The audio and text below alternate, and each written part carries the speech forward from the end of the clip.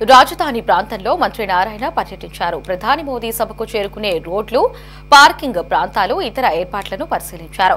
Guntur range ID త్రిపాఠితో కలిసి ప్రధాని సభకు వచ్చే రోడ్లను పరిశీలించిన మంత్రి నారాయణ కొన్ని రోడ్లను వెంటనే వెడల్పు చేయాలని ఆదేశించారు. గుంటూరు, ఏలూరు, విజయవాడ, ఇతర జిల్లాల నుంచి వచ్చే ప్రజలకు రోడ్డు మార్గాల విషయంలో అధికారులకు నారాయణ సూచనలు జారీ చేశారు. ఇక ప్రధాని పర్యటన నేపథ్యంలో ట్రాఫిక్ ఇబ్బందులు రాకుండా ప్రత్యేక దృష్టి పెట్టాలని స్పష్టం చేశారు.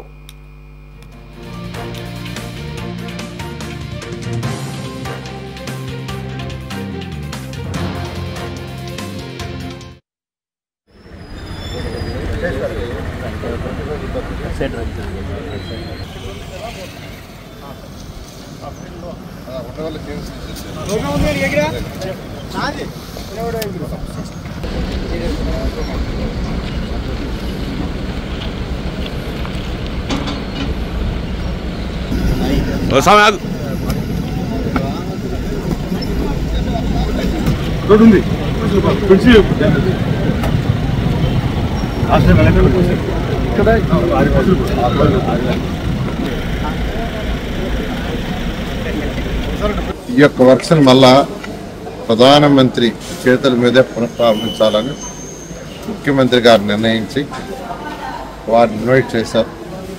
వారు 2వ తేదీ రావడానికి యాక్చువల్గా టైం ఇవ్వడం జరిగింది. వారు 3:00కి ఎయిర్పోర్ట్కి వచ్చి అక్కడి నుంచి ఇక్కడికి అమరావతి క్యాపిటల్ సిటీకి వచ్చి 1.1 కిలోమీటర్ రోడ్డు షోలో పాల్గొని ఆ విధంగా డాష్ మీదకి వచ్చి యాక్చువల్గా 1 hour 4 to 5 యాక్చువల్ డాష్ మీద ముఖ్య నాయకులు మాట్లాడారు. ఈ విధంగా అమరావతి పునఃప్రారంభానికి ప్రధానమంత్రి గారు 2వ తేదీ మన రాష్ట్రానికి వస్తున్నారు. అయితే ఈ నేపథ్యంలో సుమారుగా 5 లక్షల పైగా ప్రజలు ఈ కార్యక్రమానికి వస్తారని దానికి ఏర్పాటు జరిగినాయి.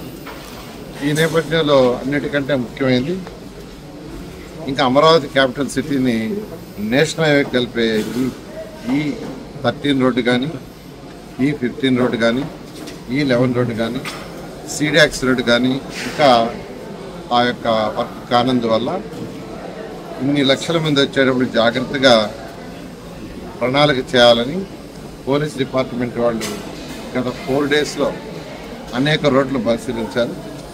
వాళ్ళు కొన్ని బాటిల్ నెక్స్ ఉన్నాయి, వాటిని క్లీన్ చేయాలంటే ఈరోజు పోలీస్ డిపార్ట్మెంట్ ఐజీ గారు, ఎస్పీ గారు మరియు వారి సిబ్బంది, అదేవిధంగా సిఆర్డీఏ సిబ్బంది వీళ్ళందరితో కలిసి యాక్చువల్గా విజిట్ చేయడం జరిగింది.